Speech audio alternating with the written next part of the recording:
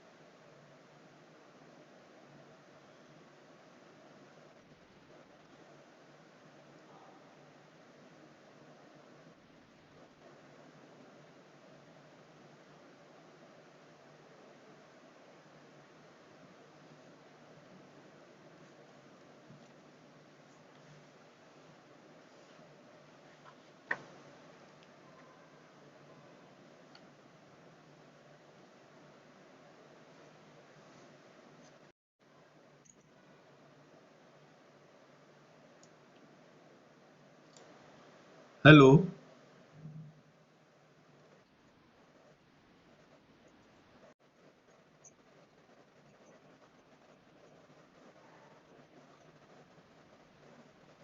Now we start the financial decision. In a previous lecture, also discussed the objective of the financial management and a function and scope of the FM and role of financial management in financial manager in a business organization.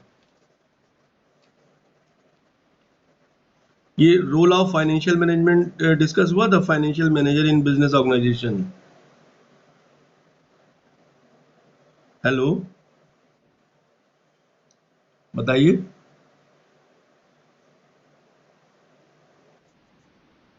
ये नहीं नहीं, ये वाला financial manager in business organisation, यानी financial manager का क्या मतलब role रहता है इसमें, जिसमें हमने बताया था forecasting and planning, appraising investment activities, coordination and control, decision on finance market. ये पॉइंट नोट किए थे आपने बेटे? तो हाँ, तो फिर आज now we start the financial decision, है ना. Financial decision refer to the decision any relate to the financial matter of the of a business firm. Okay, there are many types of decision in financial management, but now this time discuss the financial decision under the three major head, investment decision, financing decision, and dividend decision. Please write down investment, investment decision, financing decision, and dividend decision. Okay, write down कर लिया. अब first of all discuss the investment decision. यानी what type of role in a firm investment decision. तो investment decision is the most important of the firms. यानी three major decision when it comes to value creation. इसका role क्या है बेटे? Value creation. Investment decision क्या करता है? यानी it comes to value creation. Okay. And determination of the total s assets यानी needed to be held by the firm.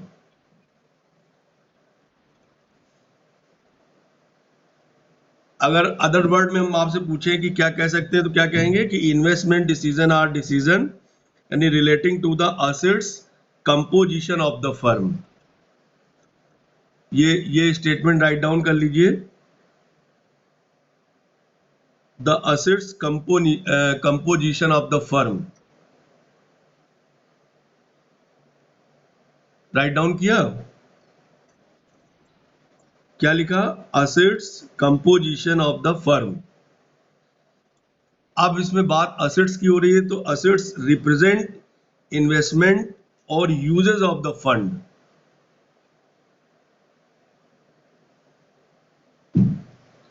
ना बेटे, assets represent investment or uses of the funds that the firm make in exception of earning a return for its investment. अब इसको और थोड़ा सा depth में study करने के लिए हम लोग इसको दो पार्ट में डिवाइड कर देते हैं, लॉन्ग टर्म असेट्स और short term assets. Divided into two group. Assets को रिप्रेजेंट करने के लिए हम इसको दो पार्ट में डिवाइड करेंगे, लॉन्ग टर्म और short term. What do you mean by long term assets?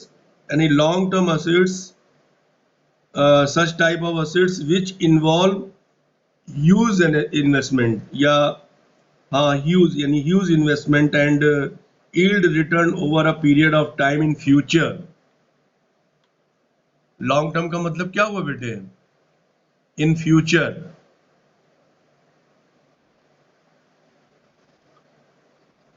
आपका एक टॉपिक है कैपिटल बस्टिंग. आगे चल के आप नेक्स्ट यूनिट में इसको डिस्कस करेंगे हम लोग. तो ये लॉन्ग टर्म असेट्स जो होता है इसको सबसे बेहतर ढंग से रिप्रेजेंट करता है कौन? Capital busting. यानी under the capital busting is the process of making investment decision in capital expenditure. Okay. Hello, ये राइट डाउन किया आपने? Capital budgeting is the process of making investment decision in the capital expenditure.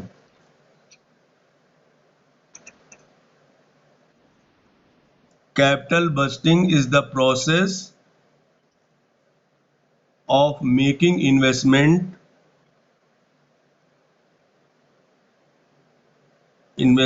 decision in capital expenditure.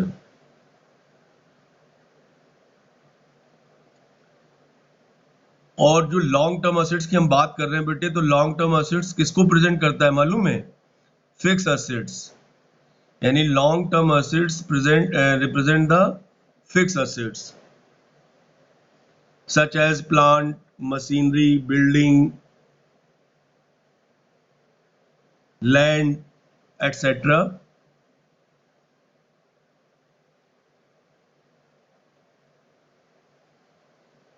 I hope clear the meaning of long-term assets.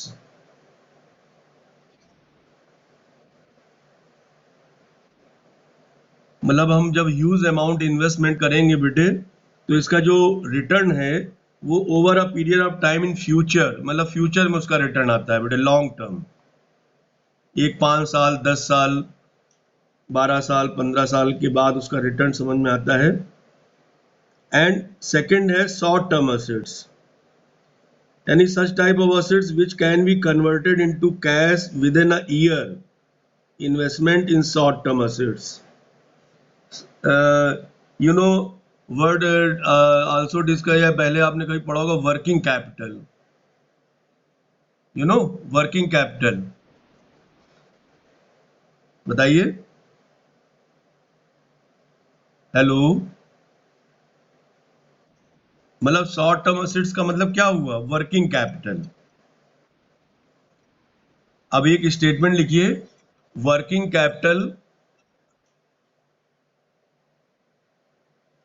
Management relate to the management of current assets.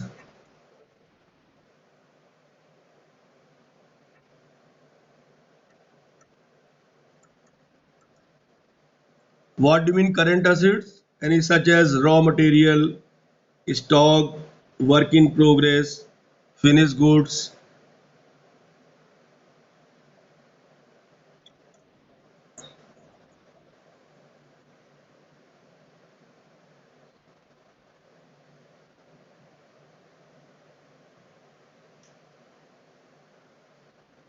तो basically अगर देखा जाए तो investment decision जो होता है वो, यानी under the investment decision firm क्या होप करता है कि firm should invest in assets only when they are expected earn a return greater than minimum acceptable return.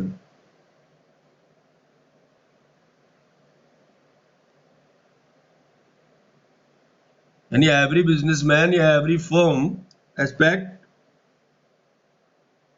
To earn a return greater than minimum acceptable return. I hope investment decision is clear. Anybody doubt?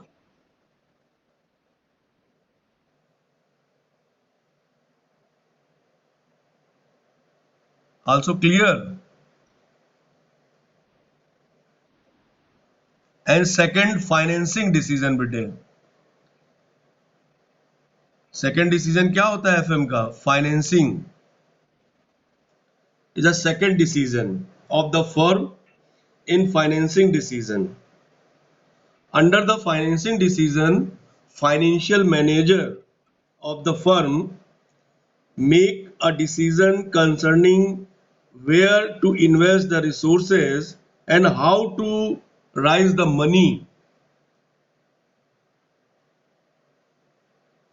Okay, यानी financial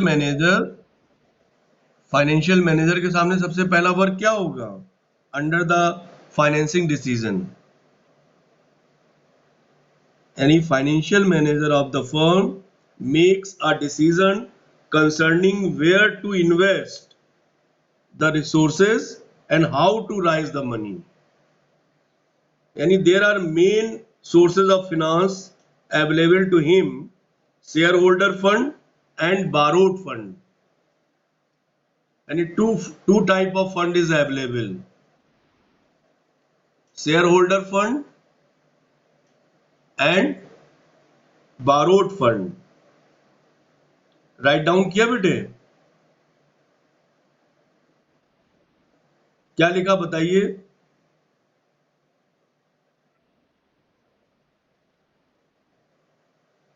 financial manager of the firm make a decision concerning where to invest and how to raise the money. उसके बाद second statement write down करिए कि there are two main source of finance available to him, shareholder fund and borrowed fund. अब तीसरा role क्या है, तीसरा statement write down करिए। जब आपने डिसाइड कर लिया कि व्हाट टाइप ऑफ सोर्स तो सोर्स हो गए दो, सो share holder fund and borrowed fund. अब he has to make suitable combination of the above two fund to minimize the overall cost of raising the funds.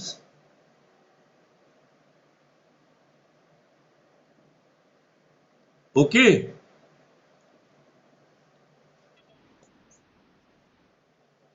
जैसे आपने पहले ये right down किया कि two type fund is available, share holder fund and borrowed fund.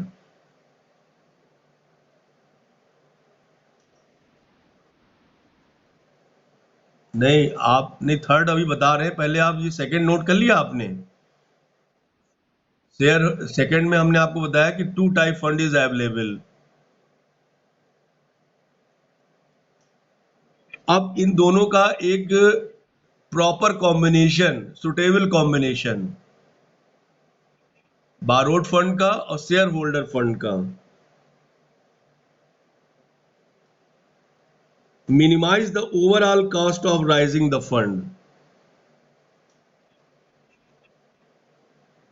That means any finance manager has to face how to fund the investment, या ये कह सकते हैं procurement of fund, procurement of required amount of fund, है ना, when needed at lowest cost. जब minimum cost per आप अपना फंड अवेलेबल करेंगे तभी तो आप मैक्सिमम गेन कर पाएंगे बेटे.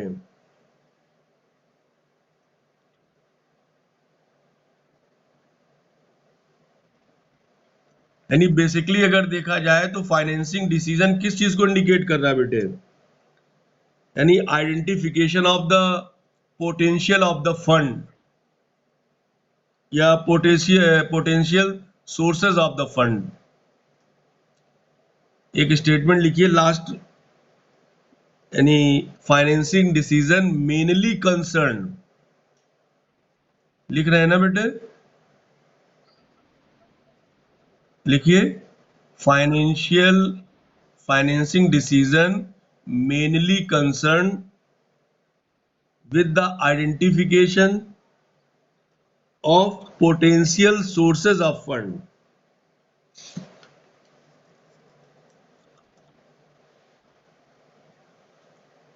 अब इसके लिए हम लोग आगे चल के एक नए चैप्टर में एक टॉपिक पढ़ेंगे, आपको याद होगा capital structure,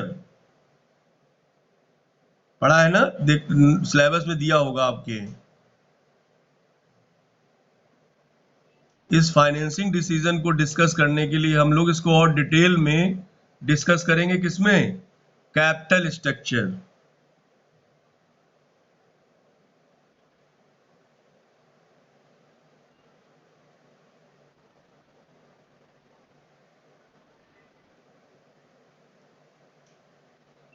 and third decision, dividend.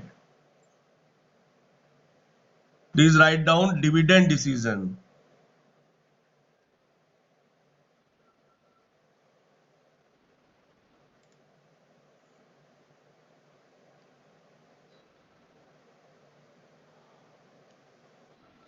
Okay.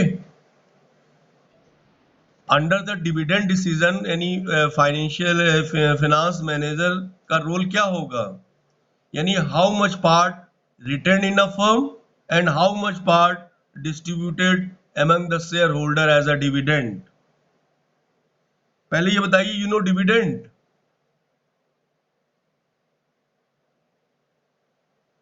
What do you mean by dividend? Explain.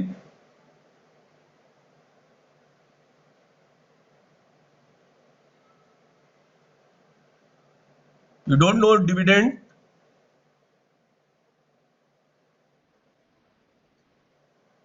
बताते नहीं हो यार, बोलते नहीं हो, बड़ा दिक्कत है भाई. तो ऐसे बोलो ना कि सर नहीं पता, तो हम एक्सप्लेन करें, फिर उसके बारे में बताएं आपको. नहीं, आप कैसे हम जानेंगे कि how much part distributed and how much part retain in the firm? Dividend is the surplus profit, यानी more than estimation profit of the firm after that any finance manager distributed how much part retained in a firm and how much part distributed among the shareholder.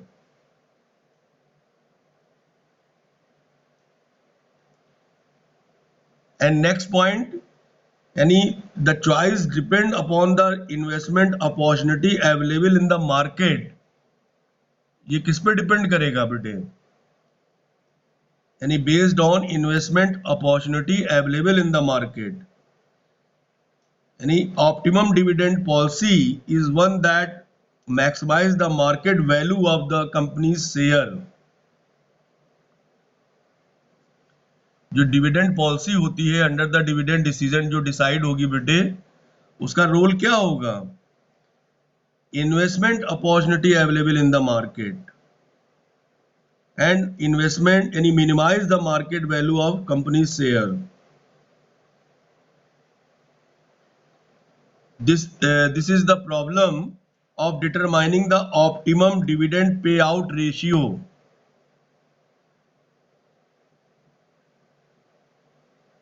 यानी पे out ratio impact on share holder wealth. पे out ratio किस चीज को impact कर रहा है बेटे? Share holder wealth.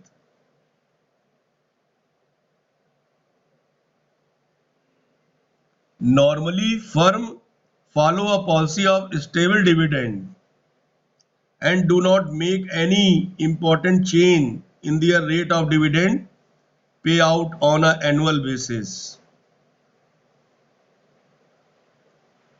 Any doubt anybody related to dividend decision?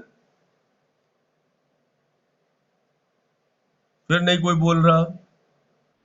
हाँ बस खत्म बात हो गई. एक बार बोल दो यार नो सर.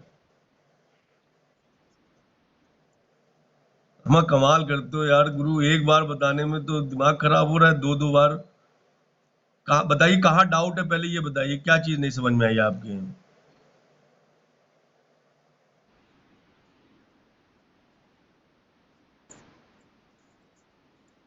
हाँ हाँ मैंने बताया ना, under the dividend policy decide the pay out ratio, क्योंकि pay out ratio impact the share holder wealth, है ना. मतलब under the dividend decision you have decide यानी manage finance manager has decide the how much part distributed in among the share holder यानी how much part retained in the firm. मतलब कितना firm में retain किया जाए और कितना बांट दिया जाए. तो जनरली बताया गया अंडर द डिविडेंड पॉलिसी बताया जा रहा है कि नहीं, नॉर्मली यहाँ पॉलिसी में ये फॉलो किया जाता है कि स्टेबल डिविडेंड रखा जाता है ना. Do not make any important change in their rate of dividend और pay out on annual basis, है ना. डिटरमाइनिंग द यानी optimum dividend pay out ratio. ये एक चैप्टर आएगा रेशियो एनालिसिस, उसमें ये चीज डिस्कस की जाती है. पे आउट रेशियो उसी का पार्ट है, उसी में डिफाइन किया जाता है.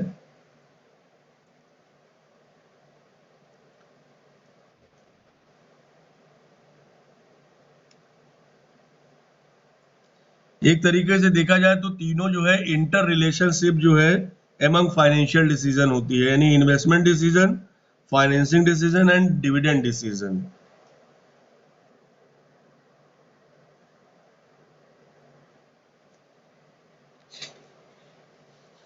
इसके बाद नेक्स्ट टॉपिक आता है बेटे फाइनेंशियल प्लानिंग. ओके, हेडिंग डालिए फाइनेंशियल प्लानिंग. देखिए planning is very necessary for smooth running of the business. I hope also clear. In business can not be carried on without planning. अब planning क्या होती है? यानी planning means deciding in advance what is to be done. Okay, planning का मतलब क्या होता है? What is to be done. यानी planning is done for each functional area of management. यानी फिनांस मैनेजर या functional manager plan for his area of management and act accordingly.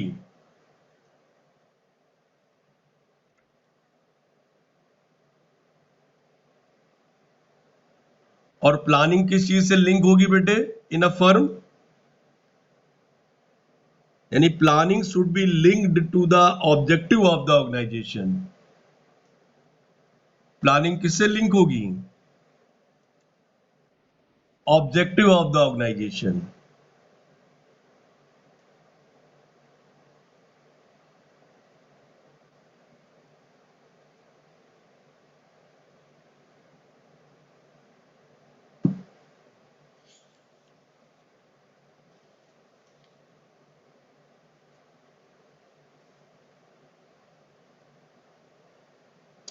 Objective क्या होंगे बेटे? ऑब्जेक्टिव हेडिंग डालिए, objective of the financial planning.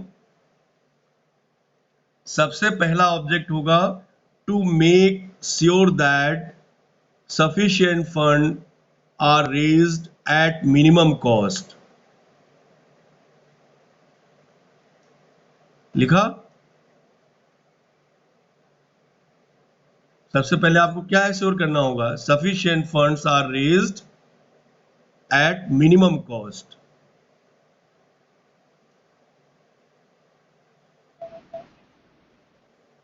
sufficient fund are raised at minimum cost।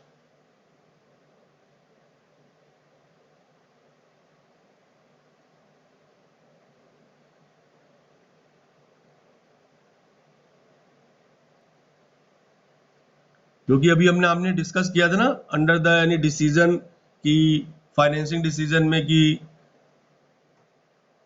Capital structure की बात कर रहे थे, जिसमें बताया गया कि अंडर द कैपिटल स्ट्रक्चर यानी decide the ratio of the यानी own capital and borrowed capital.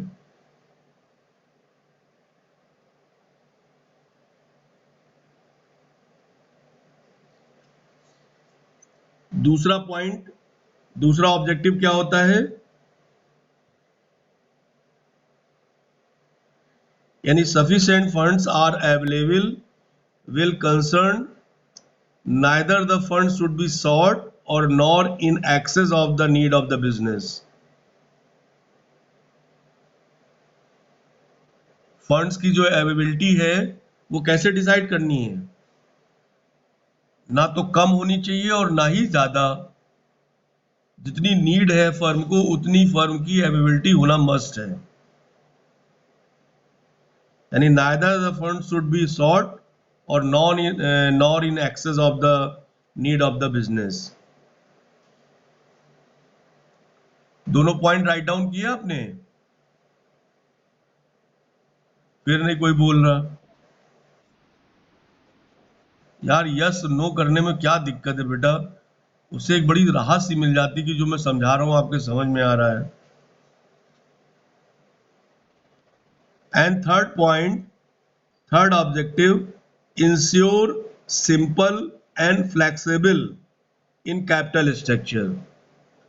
यानी आपका जो कैपिटल स्ट्रक्चर है वो बहुत ही सिंपल होना चाहिए और फ्लेक्सिबल होना चाहिए, जो आसानी से समझ में आए। और चौथा point is a more important objective, ensure sufficient liquidity of fund.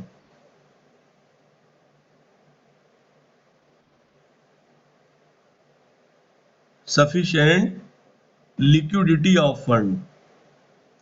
यानी all these objectives should be taken into consideration while preparing a financial plan।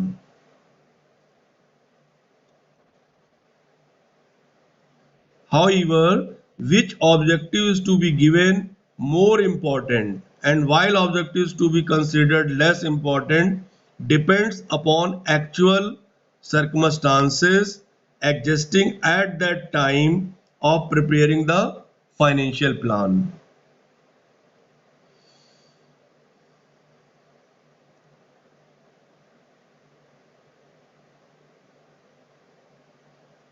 Okay?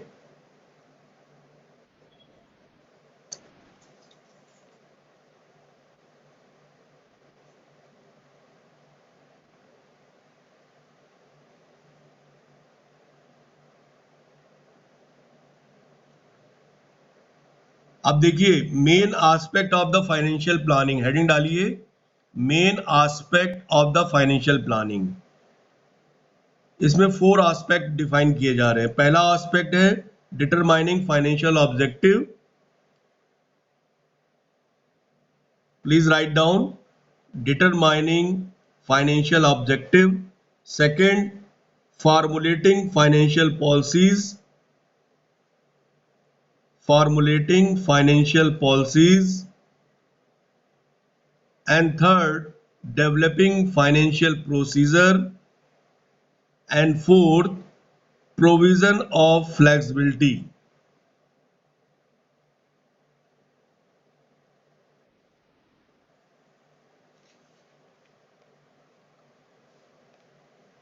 Okay, fourth है बेटे प्रोविजन ऑफ फ्लेक्सिबिलिटी।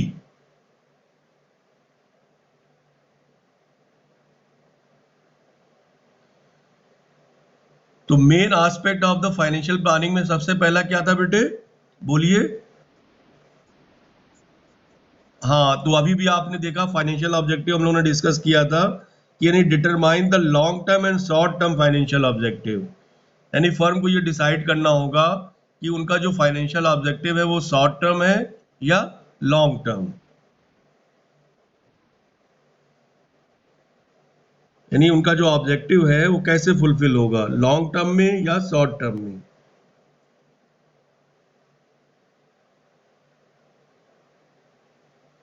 यानी first of all you have यानी firm the decide long term objective या short term.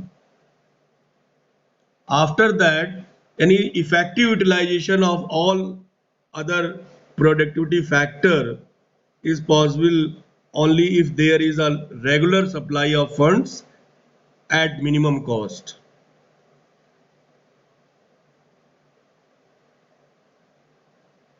क्योंकि अगर हम long term financial objective की बात करेंगे तो उसमें प्रॉपर कैपिटलाइजेशन यानी that is to estimate the amount of capital to be raised, and second, determining the capital structure. You know capital structure, that means proportionate amount of securities to be issued, and second, formulating financial policies.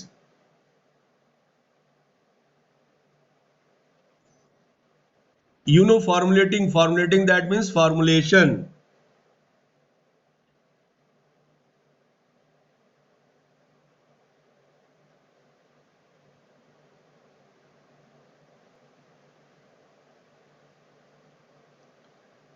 Now, due to formulation, any policies regarding estimation of capital requirement, policies regarding relationship between company and creditors, policies regarding form and proportionate amount of security to be issued, and policies regarding sources of rising capital, and policies regarding distribution of earning.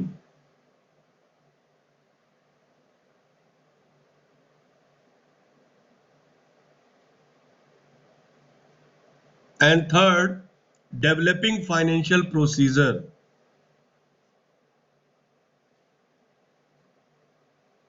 Any third aspect of the financial planning is to be develop the procedure of performing the financial activities. And for this purpose, financial activities should be subdivided into smaller activities and power, duties, responsibilities to be delegated to the subordinate officers, and proper control on financial performance should also be administered. And some steps should be taken to control any deviation from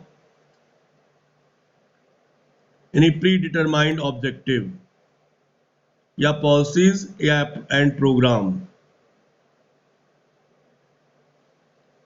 अब आप कहेंगे sir इसके लिए हमें क्या करना चाहिए, यानी डेवलपिंग फाइनेंशियल प्रोसीजर में व्हाट टाइप ऑफ एक्टिविटी। तो यानी various method are use for this purpose such as budgetary control, cost control, analysis and interpretation of financial account,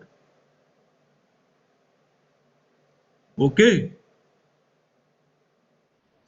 any doubt बताइए।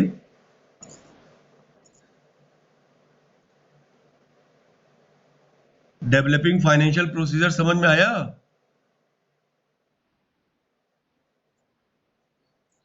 लास्ट एस्पेक्ट है, fourth aspect financial planning is that objective policy and procedure any laid down as above constitute the financial plan of the business, any continuous process, and so there should be proper flexibility in the financial objective policies and program या procedure so that there may be revised according to need any changes circumstances। Flexible होना चाहिए, अपनी need के according उसको आप change कर सकें, revise कर सकें।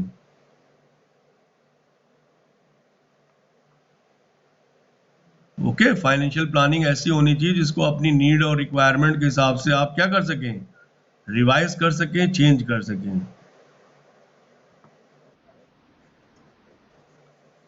अभी तक आ रही थी, अब नहीं आ रही तो नेटवर्क प्रॉब्लम होगी।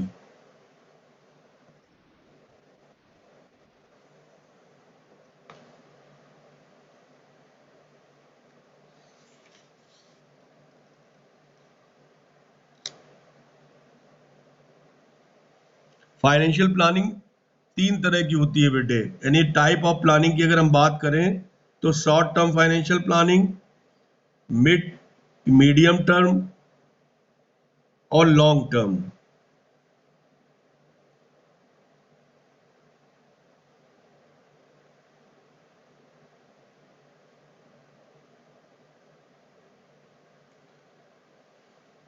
शॉर्ट टर्म का मतलब क्या हुआ? आप शॉर्ट टर्म कैसे डिसाइड करेंगे कि शॉर्ट टर्म प्लानिंग है?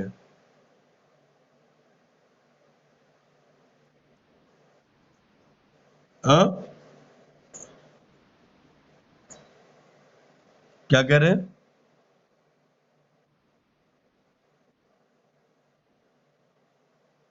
मतलब 1 ईयर, लेस देन 1 ईयर या 1 ईयर, और मिड टर्म में 1 ईयर यानी लेस देन 5 ईयर या 7 year, that means mid term. More than 5 year that means long term, या more than 7 year long term.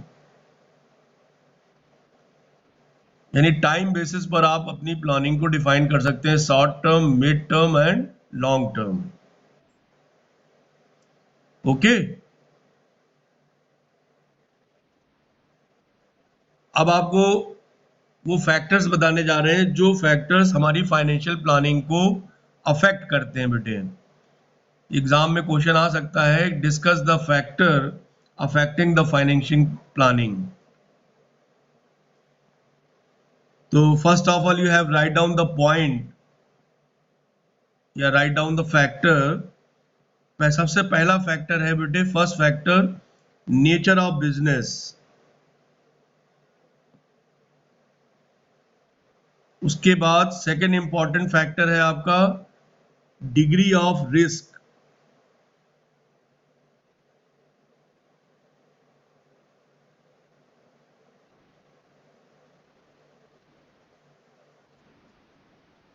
Degree degree of risk.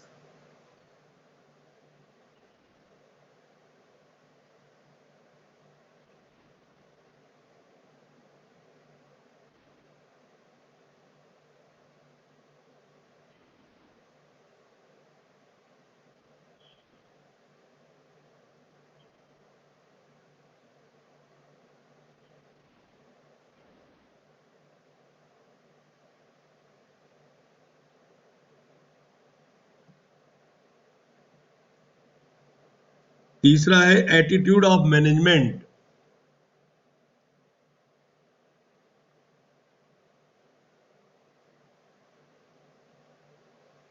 Attitude of management. And fourth, government policies and control. government policies and control.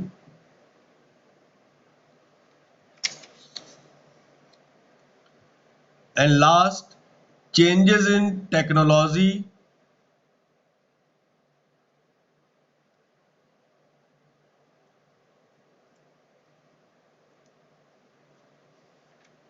अब देखिए सबसे जो पहला factor था, nature of business.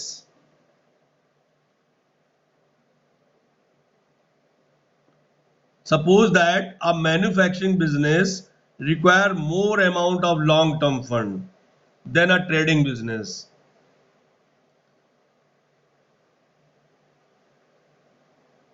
So factors such as stability and regularity of income, यानी future prospect of growth, है ना, seasonal fluctuation, assets structure, यानी affect the financial requirement as well as the sources of finance.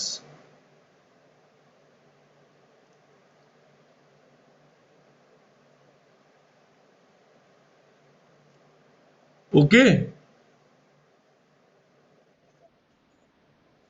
मतलब business का जो nature होता है बेटे, वो बहुत हद तक हमारी formulating of the financial planning को अफेक्ट करता है. जैसा कि एक एग्जांपल मैंने बताया कि अगर मैन्युफैक्चरिंग बिजनेस है तो वहां पर मैन्युफैक्चरिंग बिजनेस में सबसे ज्यादा क्या रिक्वायर होगा, यानी more amount of long term fund than trading business, because the factors such as stability and regularity of income, future prospect of the growth, and seasonal fluctuation, assets structure, etc.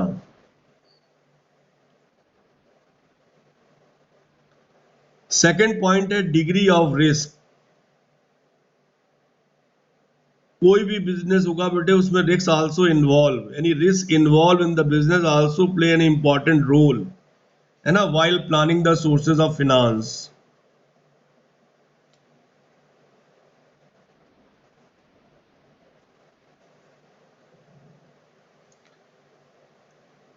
तो एक firm जो होती है when whose sales and earning are subject to wide fluctuation, any run the risk of not being able to meet the required payment in respect of the interest and repayment of loan,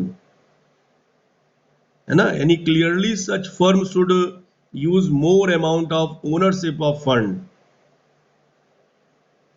and less on debt. नहीं समझ में आया?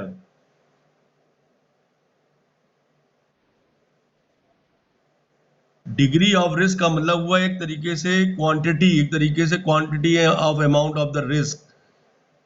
अगर आपका capital structure में owner वाला part अगर अधिक होगा तो नेचुरल है कि रिस्क क्या होगा, रिड्यूस हो जाएगा.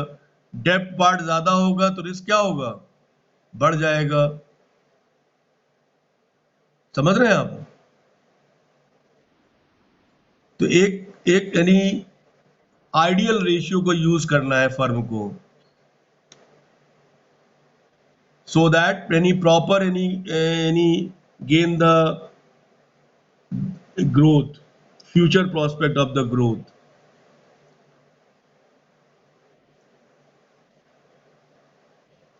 क्लियर? नेक्स्ट पॉइंट बताइए इसके बाद क्या है.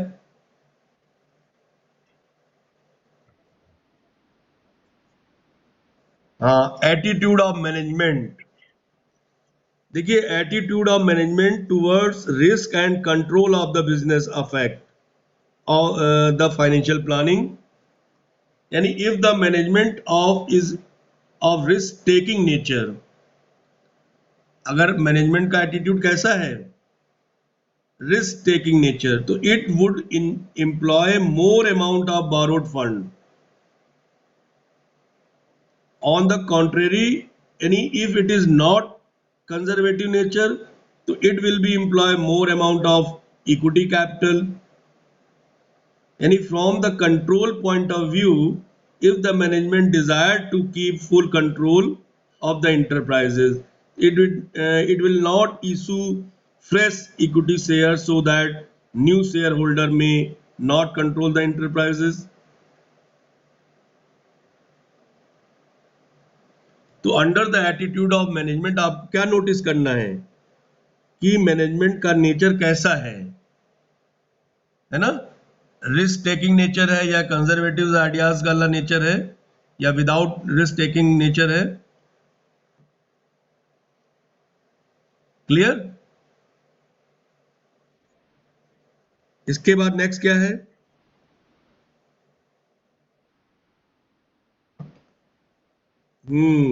देखिए फाइनेंशियल प्लान जो होता है बेटे, यानी एक कंपनी का, वो affected by the rules and regulation form by the government, यानी stock exchange and financial institution, यानी from time to time the change होते रहते हैं ना, यानी issue of share and debentures, है ना, इंटरेस्ट रेट, डिविडेंड पेमेंट, है ना, are govern by the rules frame by the government.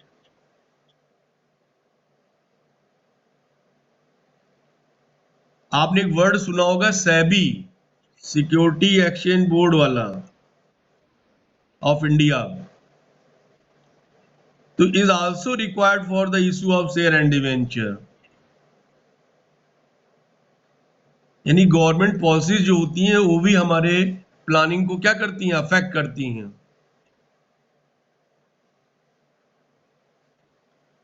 And last and final point factor आपका है चेंजेस इन टेक्नोलॉजी।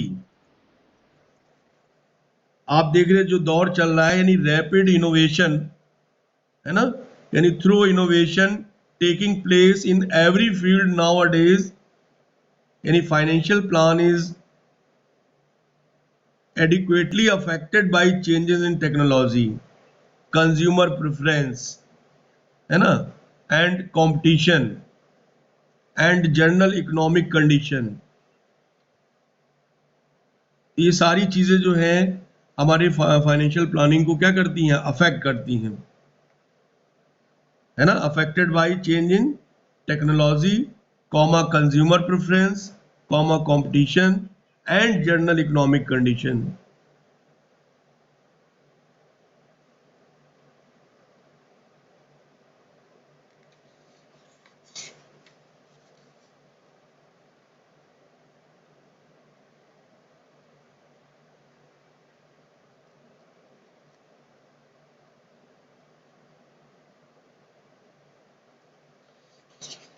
अब इसके बाद जो नेक्स्ट टॉपिक होगा हमारा वो होगा बेटे क्या, कैपिटलाइजेशन। क्या होगा? हाँ, इसके बारे में आप लोग पढ़ के रखिएगा, पहले से पढ़िएगा अच्छे से।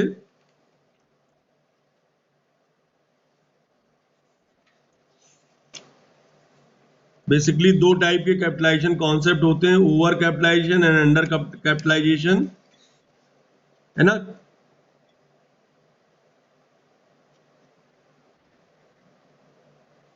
आप जानते हैं कैपिटलाइजेशन किसे कहते हैं बेटे?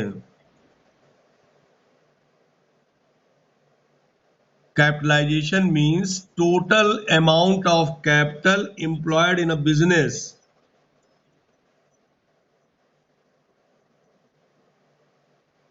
समझ रहे हैं आप? Total amount of capital employed in a business, that means capitalisation.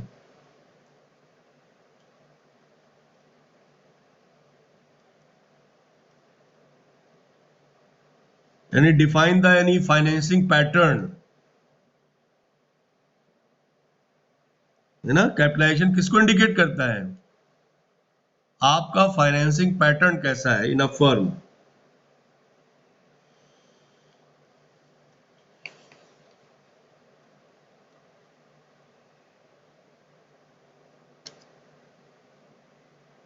Okay, okay, leave now. Thank you.